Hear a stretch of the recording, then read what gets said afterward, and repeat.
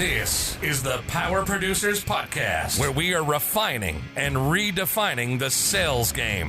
Rule number 1 is you have to believe in yourself.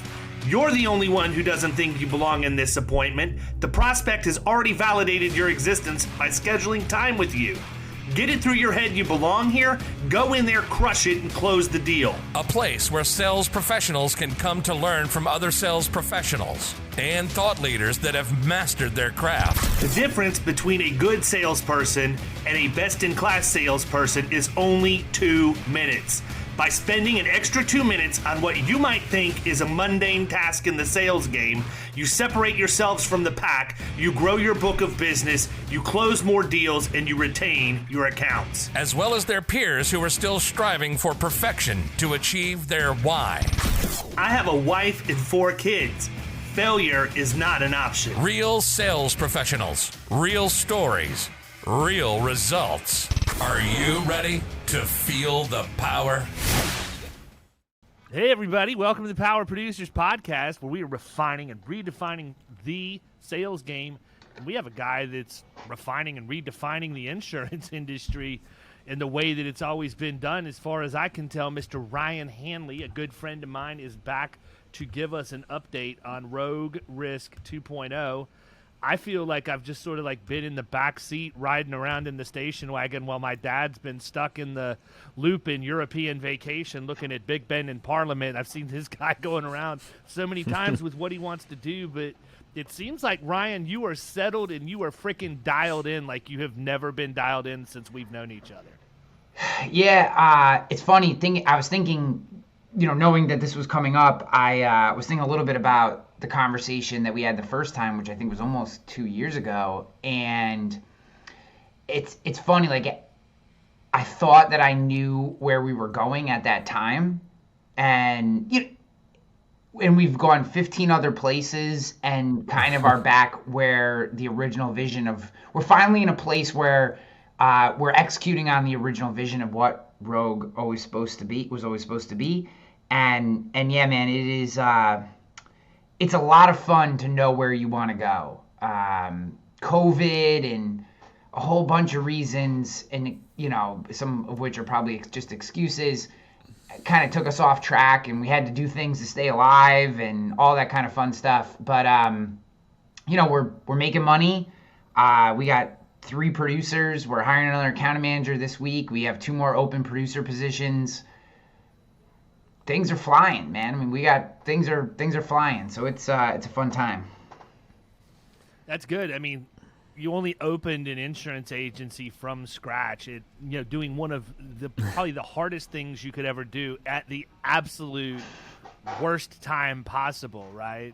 I mean, I would not recommend. You launched, and like 2 weeks later, the country shut down. Yeah, and you were at the epicenter of all of that. Yeah, I had a meeting yesterday, and there was probably about 15 people in the room, and I finally got to use all those middle market production drop-off folders that I purchased back in February of 2020 when I was going to launch as a middle market shop. Obviously, killing commercial, I had this whole plan. I have all these folders, all these printouts, and I haven't given out one of the folders that I purchased back in 2020. I finally got to use them yesterday. Well, if it's any consolation, I've got a few thousand of them sitting here we haven't been able to hand out either. No kidding. Yeah. So I went back. I actually do, man, because I have it sitting by my desk because people always ask me, what do your drop folders look like? So I keep one here next to the desk that's got some collateral in it. But, we need to get back on the road, probably right after the first of the year. But every time it gets ready to ramp back up again, here you go. Now we've got this new variant out. Oh, that's slick, man. Oh, look at those. Those are cool. Tight. And then I got nice. I got some phrase in here. Protect your people, protect your business. This is insurance done differently. It's cool.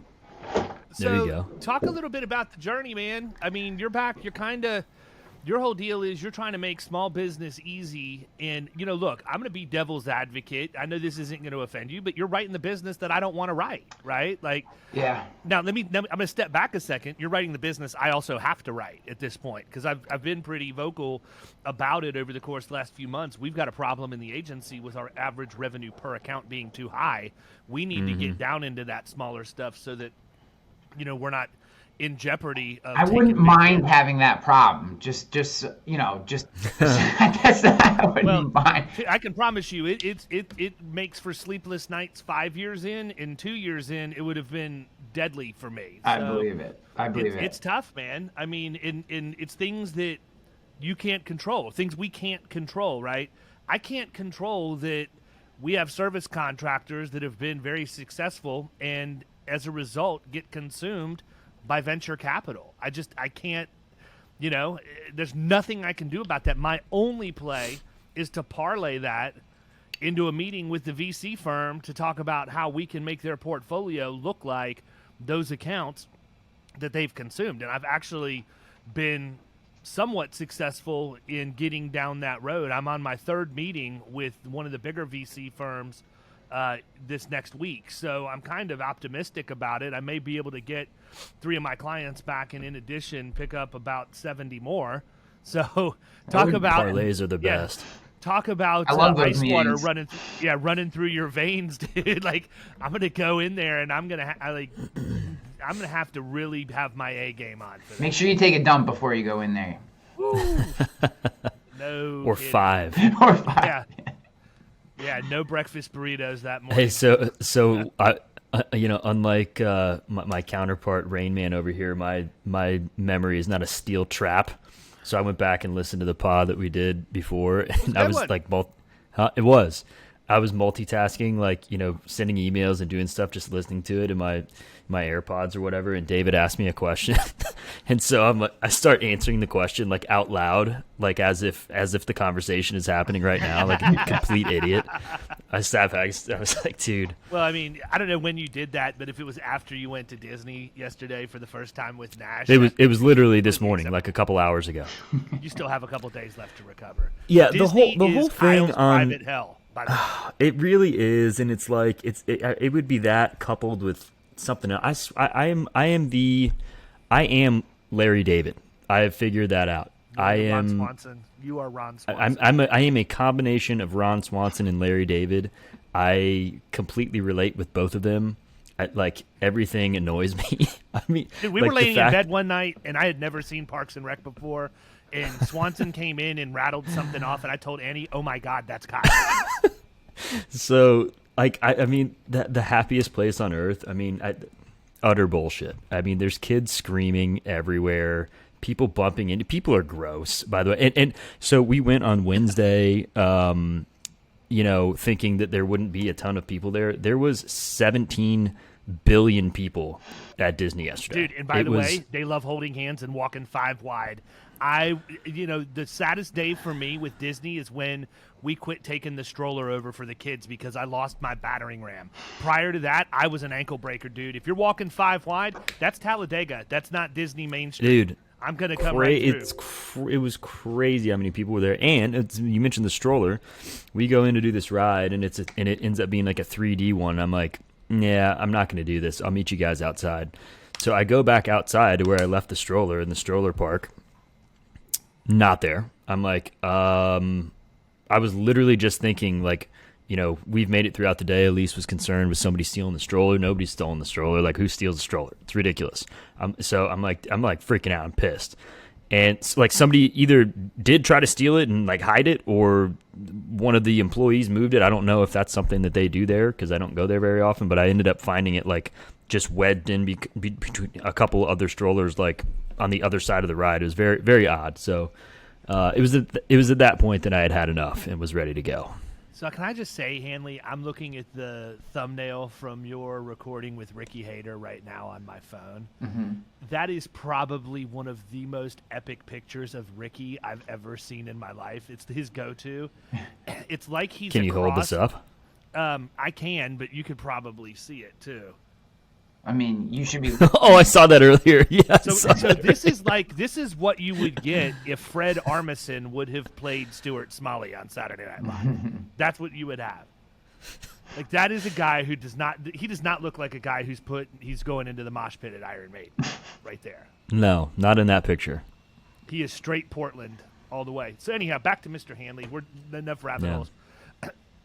How'd you finally make the decision, man? Like, what drove you to finally get back to where you originally started and decide, okay, it's time for me to double down here. This is where I'm headed. Well, so, for maybe people don't know the whole thing, I started middle market, killing commercial all the way. Everything I did was stacked to go after that stuff. I basically was going to digitize the middle market production and had no desire to be national, no desire really to go outside of New York. Like, this is what I was going to do. COVID hit like 7 days after I launched the agency. Literally launched the agency on a Monday. The following Monday, Cuomo shut down the entire state. So it was game over. No one's picking up the phone. They're showing pictures of people in China just falling dead in the streets. Like, we all think the zombie apocalypse has hit the world, and Right. Well, Mr. Como's got his own set of issues now, as does his brother. Yeah. I'll leave it at that. Yeah, well, New York is a cesspool of awful, so I hate it. Sounds like Disney. Yeah. You guys were Yeah, describing seriously. Disney. I was like, that sounds like just about every day in New York. True. So, basically, the first 3 months of Rogue, I didn't sell a single policy, not one. Because granted, this is hardcore COVID. It's not like COVID now, where only the crazy people still think that won't go outside. This is like no one will pick up the phone. No one's leaving their house. Like, it's game off. So, I had to quickly pivot to something, and unbeknownst to our overlords, small business still needs to exist and operate and show up and do all those things. So that's what I pivoted to, and I started doing what I know best, which is content marketing, and just work in small business, and said, look, everyone I know hates $500 bops. So there's opportunity in $500 bops. That's kind of the way that I look at the world. What does everyone hate to do? Can I find a way to make that thing that they hate to do profitable? So we do a shit ton of E&S. We do it really well, really fast.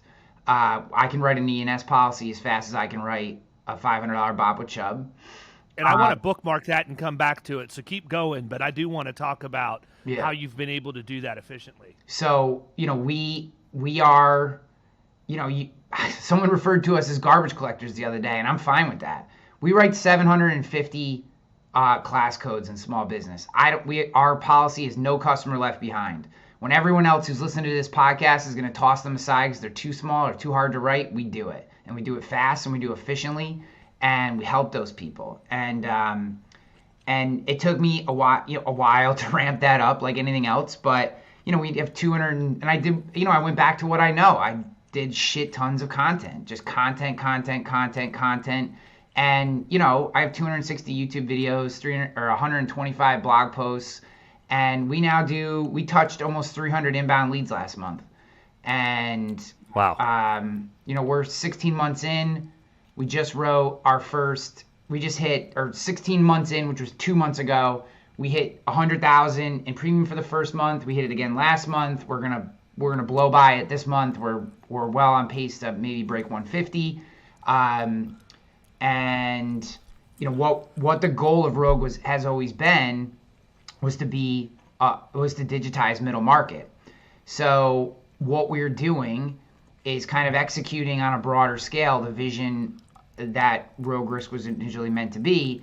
Is we are now a Producer Accelerator Program.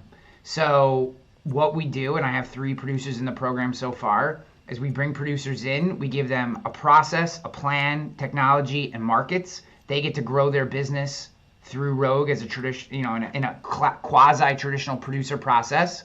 When they hit a certain book value, they trigger partnership similar to a law firm and get phantom equity into their book. And when they hit a secondary trigger, if they so desire, we help them spin off their own agency. And our goal is to put 400 producers through the Rogue system in the next 5 years. And that's where we're ramping to. So you spin them off. Do you keep a piece of the action at Yeah. that point? Yep. So there'll be rogue locations. What we want to do is avoid a franchise model for there's a whole bunch of reasons why we don't want to become a franchise. So essentially they are satellite locations, but it's not phantom equity, it's real ownership, and there's a real asset. You have a hard asset that you're developing, and you can build your own team, and you'll still use our back end systems and still have access to all our markets and all that stuff. So you get the rolled up benefits and day one contingencies and all that kind of stuff. But you have a location. You get to have your own spot and build your own team, and we support that. And what I'm trying to do is give producers the path that I was never given, right? The reason I didn't stay at my original agency is because it was like, hey, thanks for being here. Hopefully in 30 years, you'll be content with never owning any of this. And, that just wasn't good enough for me. I wanted to know that I was building something besides my 401k. And this is my best shot at giving that to producers, because I think there are hundreds, if not thousands, of producers at top 250 agencies. There certainly are at top 100 agencies who are fed up with the bureaucratic nonsense that come with working at some of these shops. And if you want to come be a big baller, come do it for Rogue, except you're going to have freedom, you're going to work from home, and you're going to have the same markets and the same back-end support that you get with them. So basically, it's game fucking on. Nice. So for people who don't understand, explain the difference between, phantom equity and actually going out and opening your own location. Yeah, so the primary difference is that phantom equity gives you, it's essentially a profit sharing plan to a certain extent. So you get the financial benefits of owning your book of business without having actual tangible ownership. Now, to some, that's going to bother some people for sure, because they don't understand it really doesn't matter at that point. And how our model works is, as you grow your book, you accrue more phantom equity. So you're basically getting all the upside with none of the downside. So you don't have to pay for losses, you don't have to pay for expenses, but what you do have is interest in writing a profitable book. And if we get contingencies on your book or overrides based on your production, you're going to get a portion of that back as a percentage of how much of your book you've earned in phantom equity. So it's like a vesting schedule for ownership in your book. And I am sure that some producers will never want to spin off their own location. They'll just want to keep growing their book inside the Rogue system, and they can continue to accrue higher and higher levels of phantom equity up to a cap of 50% of their equity. And how we basically, and the reason I do that is because you're producing, you have a new business and renewal commissions, and that's great, and obviously some of that you're putting in a retirement account. But if you're going to come produce for Rogue and you're going to do a good job for us and work our systems and work our processes, I want you to know that there is an asset that you have a piece of, that the profitability of your book, that the upside of what you're doing, the growth and the thought that goes into that you're getting a piece of that, and that by writing good business and by continuing to grow, I want to give you that piece. It's and look, I've done 15 different spreadsheets on all of this. Am I absolutely pin maximizing the profit of Rogue by setting up this system? Absolutely fucking not. This is not the most profitable way for me to run an agency. But to me, I'm willing to give up. The way that I live my life and what I believe in terms of serendipity and all that kinds of stuff is, if I'm willing to give up a little bit of the upside to Rogue and not cut out every bit of margin and squeeze everything out of my producers, which is what I think most agencies do today, right? Most agencies look at their producers and they want to squeeze every ounce out of them. And I'm like, well, why don't I just treat them like real people, give them upside, make them feel, allow them to feel appreciated, and show them that by buying into our system and doing what we ask you to do and growing and pushing, that you can reap some of that benefit. Well, then there's plenty of money, right? There's plenty to go around and there's plenty of growth. So I think it's why part of the comp structure is why I've struggled to get I've been doing the rounds with the venture capitalists and all that kind of stuff, and some of them have a lot of questions about the comp structure and maximizing this, and I don't give a shit. To me, I told you this, Dave, when I started. My goal originally was I wanted to make 20 people millionaires who I wasn't related to. That number is now 400, because Goosehead IPO'd at 400 producers. So if I can get to 400 producers, I can IPO. Whether I do or not, who knows? But that's my goal. If those guys were smart enough to get there, we can do it in small commercial and middle market. So that's where we're going. Well, I think the other piece of that, though, and I mean, there's so many things we can talk about, but, for the people that are producers, that aren't agency principals, that are listening to this right now, I think that when you're younger in the industry, you are so enamored with the earnings potential. Oh, I can go out and make $250,000 or $300,000 a year or whatever. And you can, it's going to require you to work a lot. You don't really have a bunch of agency owners out there that are going to sit down and explain to you what the difference is between income statement wealth and balance sheet wealth, right? Your net worth is your balance sheet. It's not the income you make. And if you don't understand the value of equity and the value of having an opportunity for partnership, then it's going to be a really rough road for you. You're going to continue to work. I mean, you may have 401k, and that's great. There's plenty of millionaires that have been made with 401ks at a 50 cents on the dollar or dollar for dollar match up to 5% of what you're making. But it's a long road to get there. Mm-hmm. Having a path to partnership in a growing asset is the number one way for a producer to accumulate significant net worth for themselves. And I mean, Kyle is in a position right now where as the agency continues to grow, he understands. I'm very transparent with the fact that he will have that opportunity when his book size gets to the right size. He will have that opportunity to have equity in Florida Risk. I have no reason to withhold that from him. He's helped me build it, right? All of my production people have helped me build it. If they get to that threshold, then they're going to be partners, and they should be. I agree.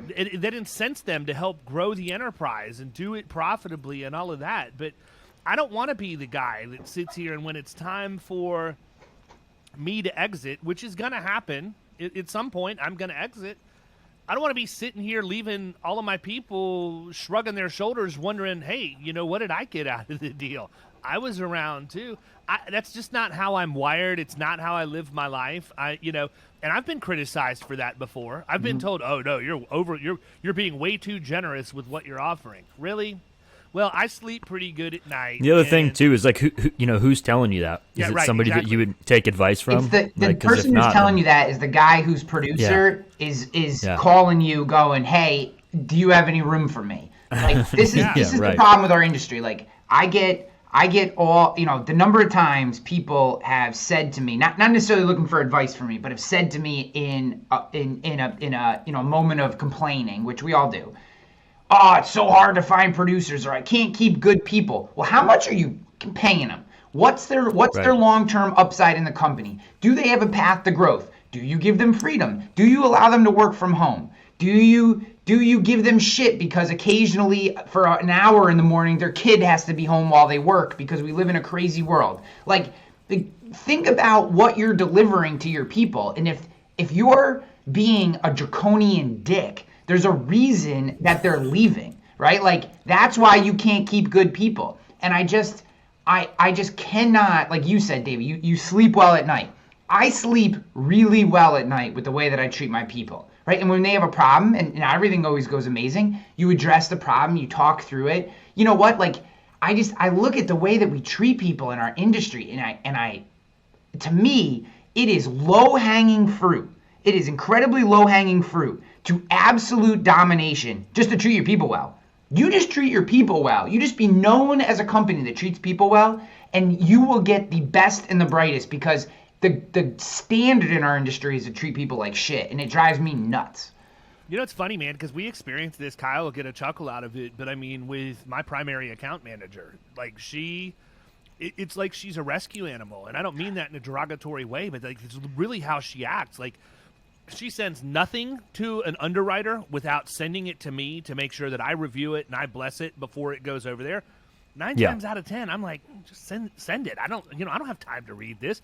I trust you. You've been doing this for 20 years, and it's just constantly at some point she caught the ruler across the knuckles on something. Yeah, she's so concerned about making a mistake and getting the backlash from that. And the same thing, it's funny because she'll come to me and she'll say, "Hey, I was hoping I could maybe take off at noon Friday instead of sticking around to my normal time. And I just want to let you know I've worked after hours on Tuesday and Wednesday." And I'm like, look. If anybody in my organization needs time off for anything, okay. Kyle went to Disney yesterday in the middle of the frickin' week. Why would I tell my producer, hey, look, I realize you've got a family trip to take your child to Disney for the first time. No, you can't do that. I'm sorry. Yeah. Really? Dude, I just had this morning. I had one of my account managers. She's awesome. She lives in Florida. She's amazing. And she's doing such a good job, and I couldn't be happier with her, right? But, like, her tasks got stacked up. And she called me, and she's like, I'm so sorry. I've actually done, like, 3 or 4 of the tasks. I've been so kind of busy with a couple of these accounts, which, a couple of the accounts have, like, weird COI things they need. I knew she was working. I knew exactly what she was doing. And she's like, I just haven't had a chance to get, and I was like, whoa. Did I call you? And, like, was I mad at you? Like, did I send you a message where I was mad? She's like, well, I go, no, you're good. I go, when I'm upset, I'll reach out to you and express to you that there's a problem we need to address. I go, otherwise, you're good. I said 3 weeks ago, I sent you a gift card, like an Amazon gift card, because she like went above and beyond for this she went to the whole next level for this customer.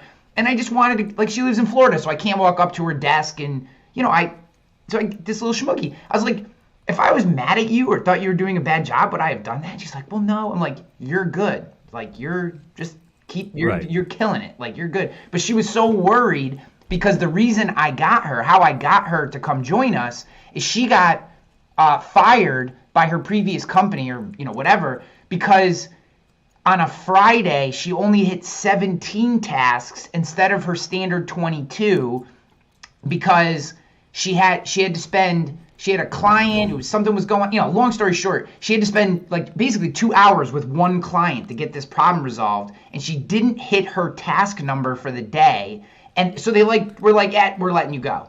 I mean, that's how our industry treats people. It's and crazy, it's like, and then when you do, and the thing is, man, Kim has been, it'll be in March, it'll be 2 years that she's been with us.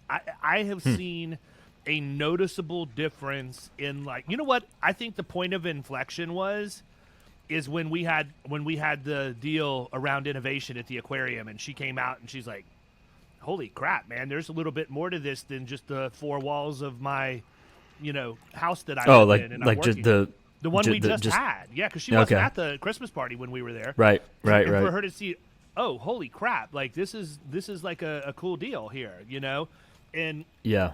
She's been a lot more relaxed and conversational, but people get so abused that it's like, you really, like, I'm not the most patient person in the world. I am on some things. Like, if it's Caroline, I'm fine. If it's any of my boys, I'm not, right? Yeah. But there's a certain point where I lose my patience and I'm about ready to just, go nuts. And typically I'll just pick up the phone and call Kyle. It's like, I can't believe, but I mean, it just blows my mind. Yeah, it just blows my mind that people are treated so poorly in our peer organizations that when they finally land in a good spot. I'll give you an example. Like a couple of weeks ago, probably a couple months ago now, she had worked really, really hard on getting a deal done for one of our existing clients that truthfully is a little bit of a nightmare, but I really like them, so I continue to tolerate it, even though I probably shouldn't. And she got a deal pushed through underwriting, got it bound, and it wasn't huge. It was a couple $1,000 for you know, we were adding a vehicle, right? It was a couple $1,000 in revenue for the agency. And so she got the deal done with Progressive, blah, blah, blah, blah, blah. And I told her, I'm like, you know what? I said, I know this has been frustrating for you. Lord knows I've got the text messages to prove it and the emails and everything else. I said, why don't you guys go out to a nice dinner this weekend, you know, and give me the receipt. I'll take care of it. Just whatever you want. Well, what's my limit? Where do you want me to go? I said, just be responsible with it. I want you to go out and enjoy yourself, right? I mean, I don't want you popping bottles of Cristal in the VIP at the, you know, Council Oak. yeah, Council Oak or whatever. But at the same time, I want you to actually be rewarded. Like, I want you to have fun. I want you to know that I value what you do, and I will reward you for that. Because here's what I can tell you: if I didn't have her, whoo, I'd be in big trouble. Yeah. Yeah. You know, I think that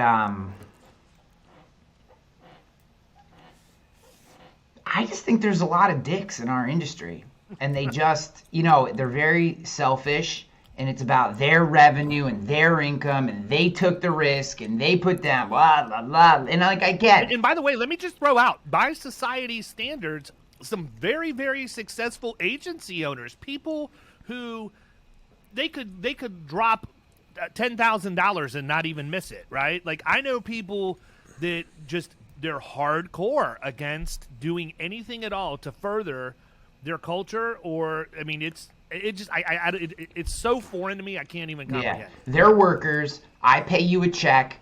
Do your job. You should be happy you have a paycheck.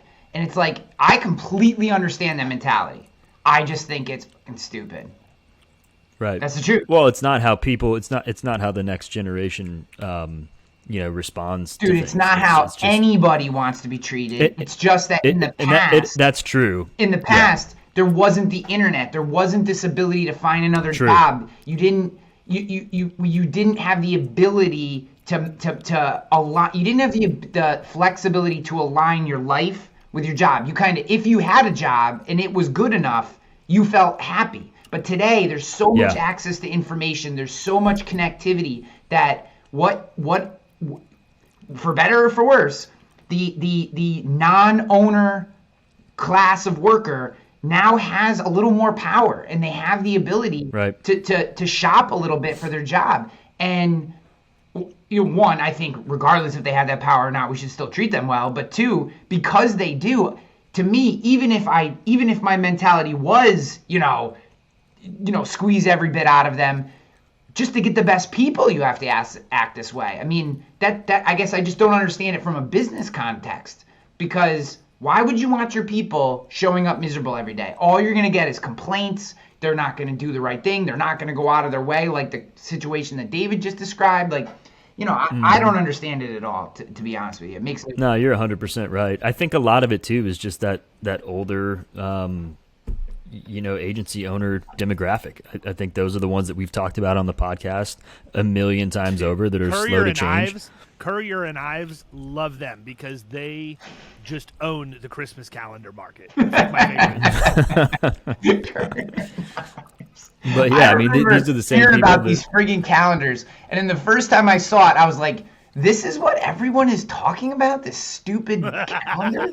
Like, what are we?" My favorite is the one that just got like the plastic or rubber or whatever, and then the pad is mounted to it, so you just tear it off, and it's magnetized to the refrigerator. People find value in spending money to send those out. Like, I got to tell you something. I hate to be the guy that rains on everybody's parade, and I really hope that I don't have an issue with Courier and Ives for causing revenue problems for them. But you are not helping your retention with those calendars. I'm sorry. I'll step out on a limb and make that statement.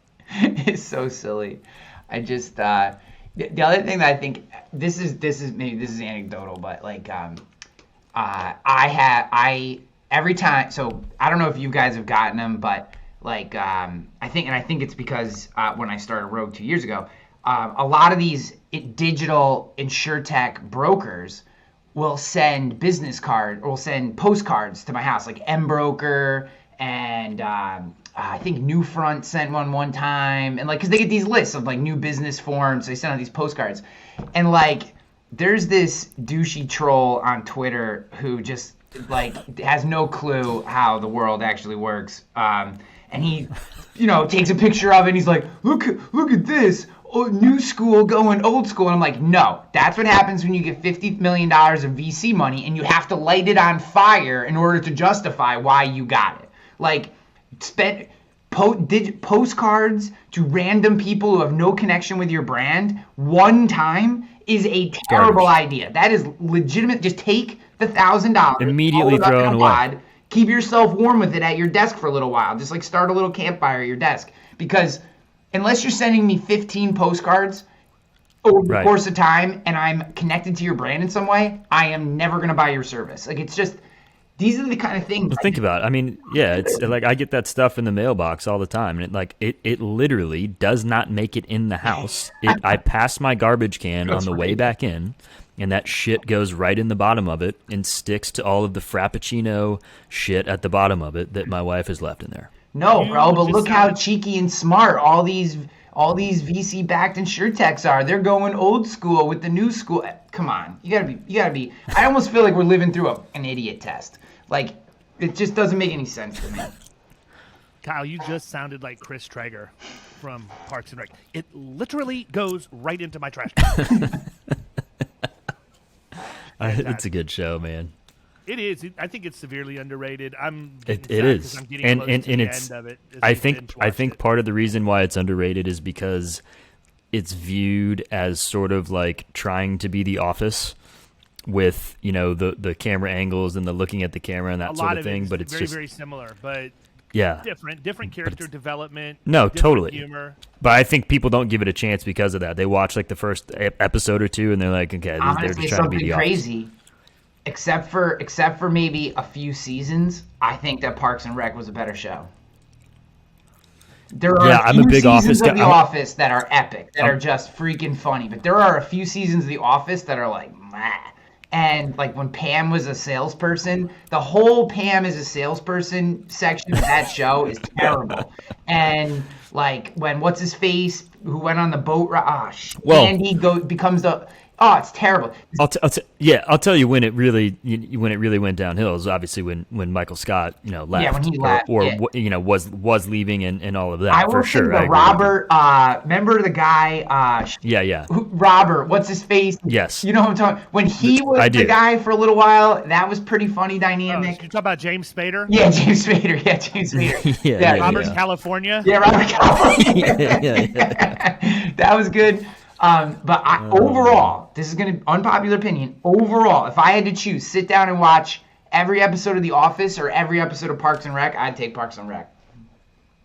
Okay, there you go. I don't know that that's controversial at all. Yeah, I feel like it probably is, but we can move past it. I'm trying to reel this back in because I'm really interested in some of this stuff. Because look, one thing I can tell you for absolute certain about Hanley is, like, he probably knows about tech products that are coming out before the people have invented them yet. Like, there's not tech that's going to hit the streets that this dude doesn't know about. I've tried, like, when I find something that I think is really cool and he shows me the pimp hand, it's like, oh, yeah, I talked to them last week, or we did a podcast, it's dropping tomorrow, or whatever else. But I know that your tech stack has been something that has been a constant work in progress. Yep. I haven't really heard you say much that leads me to believe you've deviated in the last 2 or 3, 4 months from what you finally got locked in. We all know that the whole deal with E&S business is you've got to turn and burn, man. That's the only way you can make it profitable. And I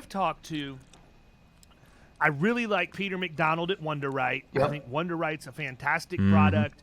I think that they are coming in at a time when they are a welcome competitor to the two people that have sort of dominated that market that he's going after and been very well received by the agent community from what I gather. Yep. And then the other one I found that I thought was really interesting is a guy that I talked to this week, and that was the guy from Lost Run Pros. Have you talked to him? Yeah. Yeah. And to me, that's one that's not like this massive technological advancement. It's, hey, we just took something you're never going to take the time to automate yourself. We've automated it, and we're going to charge you an incredibly low price as a result of it. So the adoption from the agencies has to be huge. outside of those two things, and you may or may not be using either, or you may be using both, but what have you found? Like, what's you don't need to give me the secret sauce, but I'm interested. No, I'll give you the secret sauce. So a couple things. One, just to touch on your very first point, yes, we have not changed systems in almost a year, which is, that's a big one. That's for epic, us. Man. That being said, we will be moving to full Salesforce in the next 6 months. Absolutely. And there's a couple of reasons for that. The first reason is, much like you went to HubSpot, right? My viewpoint is if I play in the sandbox as all my competition, I'm limited. I have to operate through the same limitations that they do, right? So if you're on Epic, it's a great system. That's not a knock on Epic, but everyone that uses Epic is limited by the functionality of Epic. And there's things that I want to do that other agents either aren't going to think of, won't be willing to test and fail, or just simply don't want to do. And the only way that I can do that is to operate in a system that gives me full freedom. And I don't want to build my own agency management system. So we're going to use Salesforce as essentially, think of it as a base data layer. It's the base data layer, and then we become technology agnostic. So now, let's say you're using an agency Zoom and Vertafore buys it. They might make it even more amazing than it is, or they might destroy it. Who knows? If they destroy it, I can be like, you know what? You don't hold me hostage. Be gone. I'm going to bring someone else in, right? If a payment provider, Accord, whatever. So to me, by having a base layer of a base data structure layer that I can trust, I now can be opportunistic in the technology that I use. And this is the key for me, if you want to operate at pace, you have to be working in the same system. Agency Zoom is a great tool. The fact that it never became an agency management system will always be its ultimate downfall, because every time you have to push something from one system to another, again, working at pace, what you guys do in middle market is different with HubSpot and Hawksoft. Oh yeah, we have zero velocity. When you're working at molasses go downhill. I mean, dude, we've gotten 15 leads in today. That's not a joke. 15 leads in today. To manage that flow, any duplicate entry, any issues with duplicate policies, all this stuff that comes with having two systems doesn't work. So we have to get to one system. There is not one system that exists today that is a traditional insurance system. Varuna's garbage. Epic is too slow. As much as I love the people, there's some people at Vertafore that I really love. They do not have a high volume shop that uses any one of their tools. NowCerts is a dumpster fire. Hawksoft still hasn't figured out how to do two-way API for some reason, even though it's 2021, and I could basically learn to code in a week how to do two-way API, and they can't figure it out. You go through this list where all these systems are placating the lowest common denominator technology agents, and that's simply not who we are, nor is it the future of our industry. So we're moving to Facebook, Jesus. We're moving to Salesforce as our base layer. What that allows us to do is implement the following system that today has some manual pieces in between it, but it's how we're doing E&S at scale. We start with, so we essentially have a Tumblr system, which is think of it as like if-then statements. Lead comes in. If Tarmica, Tarmica. If not Tarmica, RT Connector, which is RT Specialties Online Quote Rate Bind. If not RT Connector, PathPoint. If not PathPoint, then whatever. Go through these systems where we don't even need accords, right? With any of those systems, we don't need accord forms. If we get all the way to the bottom of that Tumblr system and we need accords, we use WonderWrite, okay? So that's how we get there. Once we have the information, let's say it's RT Connector. RT Connector allows us to get liability, property, and workers' comp, excess lines quotes, rate quote bind right on the spot. If they accept it on the phone, I can send them accords, ESA, with affidavit right out of RT Connector's system. They sign it, it comes back real time while I'm on the phone. From there, we use Ascend for our payment system. I think Ascend, some people, I think you guys use IPFS. I think IPFS and Ascend are the only two that I would even consider using today from a premium finance standpoint. Ascend is kind of pushing the envelope, but still new. IPFS is a little more solidified, but still doing really cool things. So and has the capital to do what Ascend is trying to do. Yeah. So they'll get caught up. Yep, exactly. And it's healthy, man. That's healthy competition in my book. You need to have multiple people pushing each other. If there was only one, we would stall out. Completely agree. So in that way, what we're able to do is we're able to take, so a key KPI for Rogue is one call closes. That's what we track. How many one call closes can we get? Because we're not rounding out every account at the point of sale. We're solving problems. We solve problems. Again, in our select business, we have two types of business. Select, 25,000 in premium or under that come in inbound. Premier, 25,000 in premium over, accounts that need to be risk managed. So 25,000 in premium or under, we are solving problems. Solve problems. What's my problem? I just hired my first employee. Okay, get the comp. Don't worry about the general liability of the auto today. Get the comp done. Solve their problem. Be a value creator. Next week, go back behind and get the BORs or rewrites or whatever you need to do. Solve the problem. Solve the problem. So we never want to touch paper ever, and I want everyone to be working this system. RT connector or PathPoint, whichever, again, we're talking about ENS in particular, to if we have to do a proposal, Neoteric agent, video proposal comes back out, they accept that, we go right to DocuSign, or we use HelloSign, right to Ascend. In many cases, we've had one phone call with the person, close the business, paid for, bound, onto the next account. And we just work that. We have a very long sales pipeline inside of Agency Zoom, because each stage fires off different tasks and different things to different people. But you work that pipeline like a service pipeline. At the end of the pipeline, you're just transacting business instead of doing a car change, right? That is the process for how you do small commercial at scale. And you can never have, and I'm always telling my people this, no customer left behind. No customer left behind. I don't care if it's a $500 BOP or a $50,000 habitational account. It doesn't matter. No customer left behind, because if you just write policies, you get big ones, you get small ones, and it all comes out in the wash. If you try to cherry pick, you work all day on the $50,000 account, that doesn't come through, and you miss the 10 smaller accounts that you could have closed. So I don't get hung up in how big the account is. Did you solve their problem? Were they happy when you were done? Solve problem, solve problem, solve problem. So that's our process.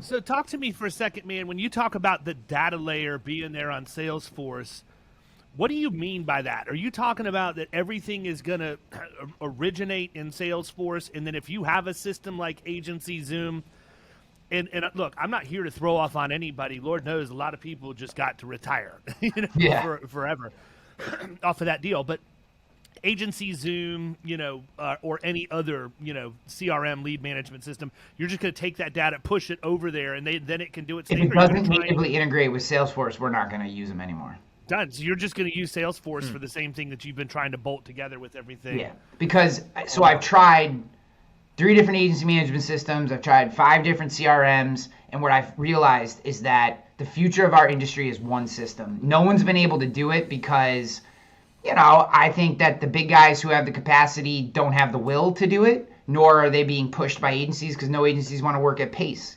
And to me, when I look at the agencies that I actually consider our peers, and these are the digital brokerages, I don't necessarily agree with the way they do their business, but when I compare from a technological standpoint, they all do the same exact thing. They all build their own custom policy management system, which is going to cost you $2 million and take a year, and then they plug in HubSpot or Salesforce on top of it. I think that's one way to go. I do not want to spend the $2 million and wait the year. I'd rather spend $250,000 in 6 months and build the same exact thing using Salesforce. When I say base layer, I mean, it's our policy management. It's what houses policy numbers, effective dates, all that kind of stuff. That's our record. And then inside that system, I can bring in Pardot or Marketing Cloud, or HubSpot has a native integration. So maybe we think about HubSpot. But then that always kind of tripped me out, by the way, that HubSpot integrates with Salesforce. I never really understood that. Yeah, whatever.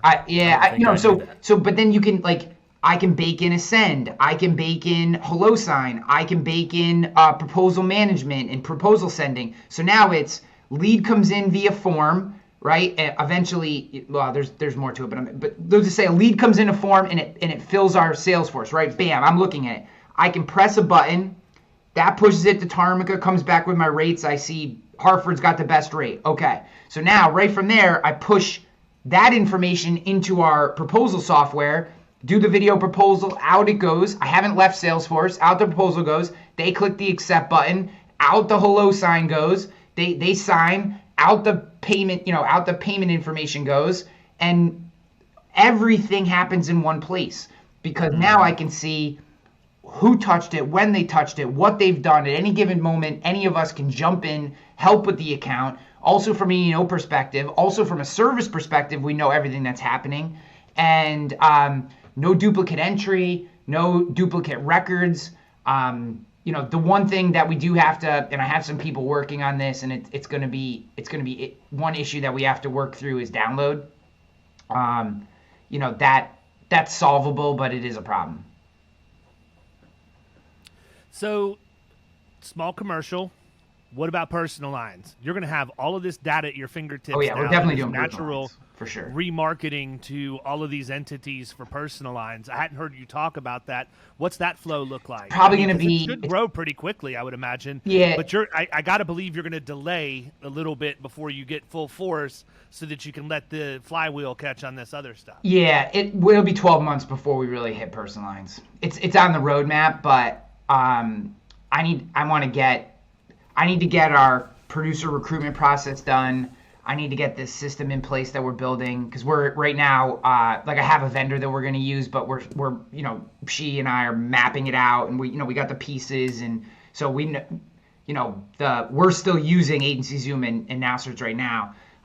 So I got to get that deployed, and so we're 12 months out from personalized. But yeah, once we get these other functions, these core functions done, and we have kind of our middle market segment going and our small commercial segment going, abso-freaking-lutely, we're going to pivot to personalized. We're going to pivot to life, bonding. I mean, there's no reason why, we can't be the shop for business owners, right? Well, do I want standalone personalized people? Not really, but if I could get 50% penetration into my business owners, into their personal lines, that's a really healthy book.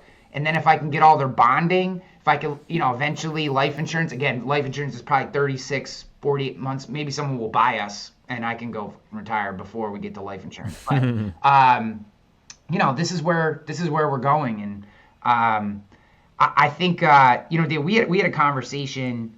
I've talked about it on the podcast before. I had some pretty dark moments in the, first 6 to 12 months of Rogue, just because how disappointed I was in what we were doing. And, I made so many excuses about COVID and, whatever, lots of negative shit. And we talked a lot during that time. And, you said something to me that was very powerful, that is stuck with me. And I'm going to butcher the exact phrase, but as long as it's not the Bruce Lee quote, we're good. No, it's not going to be the Bruce Lee quote. Although I thought about using it and I didn't, because I know you always make fun of me.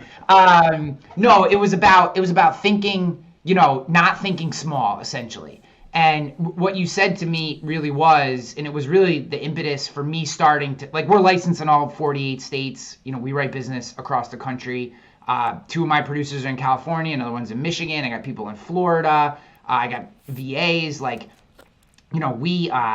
You kind of said to me, a lot of what your struggles are because you're thinking, this big, you're thinking small. And, you need to, where do you really want to go? Think bigger and go get that. And then if you miss and you miss off of a huge idea, then you still got a really big idea, right? Versus right now, your idea, what you're focused on is so small that if you don't hit that target, you have nothing. And I'm kind of butchering exactly the way you said it, but that was the concept. And that pivot in mentality to just I've said this before, and people can believe it or not. And I get a lot of negativity, and have had over the course of my career a lot of negativity because how public I am with a lot of my thoughts.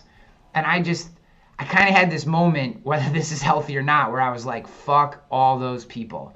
I've had this vision. I've been sharing it for 10 years. None of you motherfuckers have listened and taken it and run with it. So I'm going to build it.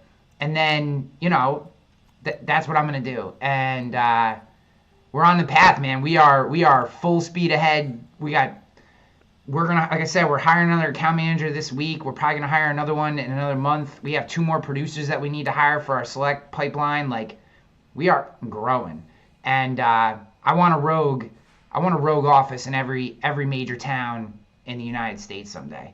And if nothing else, it'll help with your folder distribution. Yeah, it'll make all those folders. We'll be able to get rid of all those folders. That's the good thing. So I don't know. Maybe that's maybe my the aggressiveness or whatever is not appreciated by people, but I just who cares? Doesn't need to be. That's why they have their own opportunity to run their own thing, man. Yeah. So if you don't like it, do something about it, right? If you don't think I'm doing it right, build it better.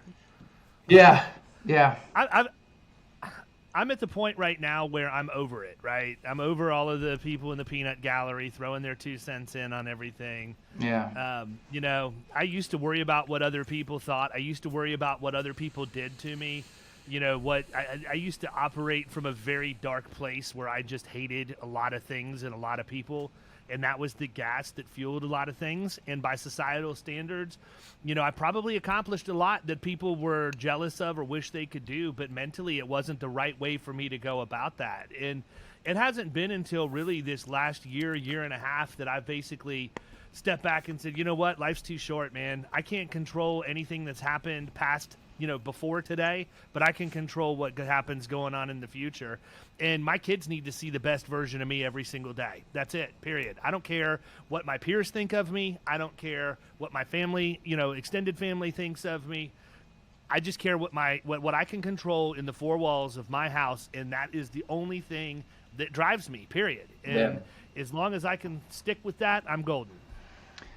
There you go. I think that's the right way, man. It's definitely not easy, and I feel like you have to go through, because where I'm at right now, my mind is as mentally clear, I'm as focused as I've probably been since the very early days of Agency Nation when we were really building that platform and cranking.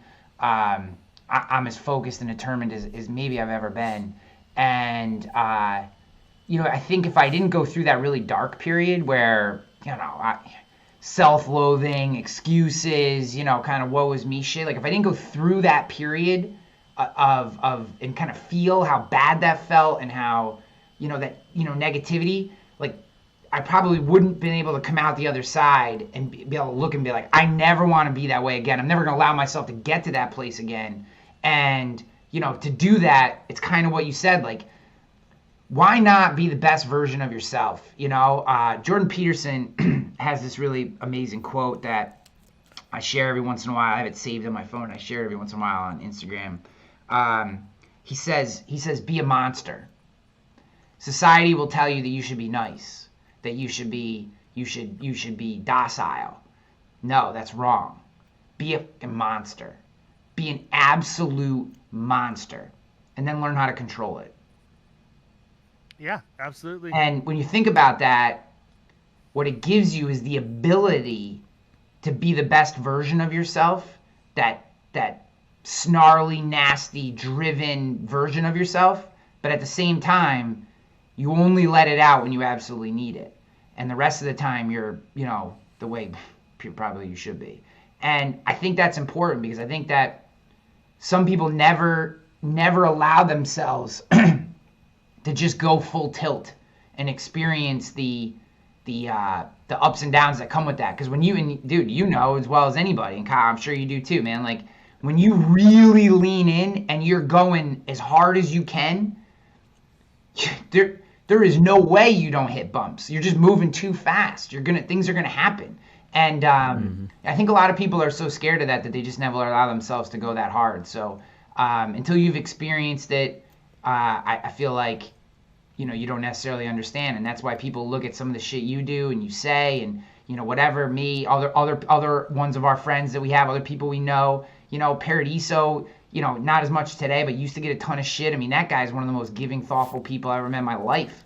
Anybody that talks shit about that guy, I'm like, you just don't know him or you're an asshole, because he's, the things he's done for people who were on their last leg or didn't know where else to go. He's done a lot of really good things. So, I just feel like those people who throw those stones, they just never allowed themselves to really go all out, so they don't understand what it's like. Well, and the thing is, people don't know the stuff that Paradiso's done that's not public facing, right? Like you see the community involvement in the things that they're doing and the outward expression of gratitude to our veterans, to, it's just so many nonprofits, his community and all of that stuff. But that's not why I respect Chris. I mean, I do, but that's not the core of it. Why I respect Chris is for who he is when nobody else is looking, which is the definition of true character. Yeah. It's who you are when nobody else can see what's going on. So, yeah. That's the deal. So listen, it's time for us to wrap up. I got Mr. Mike Crowley in the bullpen. Oh so, boy, you got this is just a warm up. You got the power players coming up next. I like that. We're doubling down on New York today. I mean, I was going for the trifecta, but Doug Benz is in transition between houses right now, so I know. he needs to focus on getting things. I know his poor family. His wife did a thing the other day. They got their stuff is like spread out between like 4 storage lockers. Yeah, he's in hardcore transition, and the dude's still selling insurance. Bro, take a break. Dude, they lived on a boat for a month. I know. With 6 kids. That sounds so terrible. Yeah. 6 kids, him, his wife, and their English Mastiff. I mean, the nicest guy you will ever meet. Ever meet. Yeah. Listen, man, I want to wrap up. I want to thank you for coming back on. To me, as somebody who's sat and watched and been involved with what you've had going on from the beginning, I can tell a sense of peace and breathing easier than what you have been, and clarity that I haven't seen before. But more than anything else, man, I'm proud of you for just sticking it out. Thank you. I don't, whether that means anything or not, just knowing that, you came in here, you had every eye in the industry on you at the absolute worst time, and you basically stepped up and gave them the double middle finger, freaking Kid Rock popping 2 Coors Lights out of his pockets and then flicking everybody off and said, "This is what's up." So kudos to you for that, man. Continue to be a monster, and you always have a cheerleader with me. Really appreciate the friendship and watching what you're doing, man. Yeah, thanks, guys. I appreciate it, and last thing I want to say is I think what you do on this podcast, I think what you specifically do in general, because I know similar to Paradiso, people see the outward version of you, and they may not realize that the version that isn't on social media is an even bigger heart and even more giving. And the time that you've given me, and what you've put up with in terms of my emotional roller coaster and the calls that you get from me, like it's been incredibly meaningful. And all the accolades and the cover, you just got the cover of I magazine. It's all so warranted, so deserving. So I'm just very happy for you and what your whole team, and Kyle, I'm sure you've done something good too, but he almost hit a hole in. Kyle's he's the chairman of our calendar committee. He's currently negotiating with Courier and all right, guys, thank you. All right, man, thanks, buddy. Later. You've been listening to the Power Producers Podcast. You can follow Killing Commercial Insurance on Facebook and YouTube. And if you want to take your game to the next level, check out our book, The Extra 2 Minutes, and our website, killingcommercial.com.